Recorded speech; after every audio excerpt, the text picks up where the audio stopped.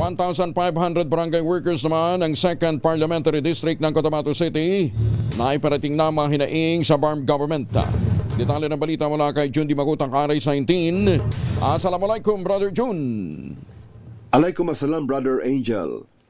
Sa pamamagitan ng programang Kumustahan sa Barangay ni Member Parliament Attorney Nagib Sinarimbo, mahigit sa 1,500 barangay workers mula sa 2nd Parliamentary District ng Cotabato City ang direktang nakipag-ugnayan sa mga ministries ng BARM.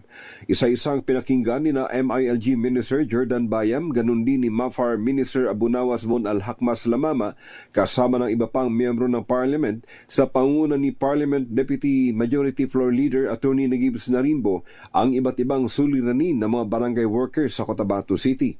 Isa sa mga naging highlight na mga tinalakay na issues ay ang kalagayan ng mga barangays na may pinakamaliit na share sa national taxes. Subalit may pinakamaraming trabaho ang ipinagagawa sa mga barangay workers dahil sa sila ang pinakamabilis na maabot ng mamamayan sa mga hinaing ng nasa grassroots level.